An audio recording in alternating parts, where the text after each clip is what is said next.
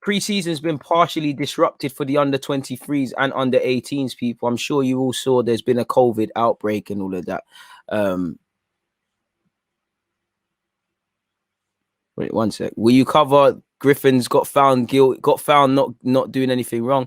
You know, I'm not gonna like I said, I don't want to really cover them sort of stories again. But shout out to Griffiths if he isn't wrong. I would say in a lot of those sort of scenarios, a lot of people do walk away and stuff. It is a bit techie, but you know, nice to see if your name is cleared and you ain't done nothing, that your name is cleared and there's no nonsense around you. Because again, there's certain things you cannot be in this life. You can do a lot of stuff, but you cannot be a nonce. You cannot do forceful things to women. You shouldn't be burgling houses and robbing and all of those sort of things to people who can't afford to be snatched from. There's just certain things you don't do in it. So shout out to him if he's innocent. Again, I would say a lot of people who are guilty walk away with things, and there's no smoke without fire. But less of that and more of this. Arsenal's training base is set for a deep clean after members of the under 18s and 23s have been forced to self-isolate due to positive COVID-19 tests at London Coley. The issue is not widespread, but has meant that the under 23s games against Bournemouth under 21s on the 17th of July, which was scheduled to be played in Hertfordshire, and a trip to Welling United on the 20th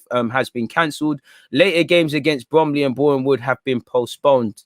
So again, for the under 18s and 23s, again, you know, what's a decisive season for a lot of them. What's a positive season for the first year scholars? It's been disrupted, in it, because some of you are not going to get to play in friendlies, and you're seeing a couple of these things, not just at Arsenal start to begin, and you're actually seeing numbers going up in the UK again. So while we're about to, wind down and restrictions are down, I don't think we're over the road yet anyways, and there might be a couple of, I don't even think for society, let alone football, we're over the road yet. So I think there's a lot to be said, but I sympathise with all of these players so far having to miss out on stuff. The first team's not impacted, so again, they'll be the ones that are allowed to train. But apparently Arsenal have said there's been a small number of positive tests at London Coley, which required some under 23s and 18 players to quarantine. All these positives were transmitted off-site, and the players are well. However, to protect our players and opponents, 2 friendly matches for the 23s and 18s have been postponed. Our London Coley training ground has undergone intensive work to ensure there is no cross-contamination between our various football bubbles.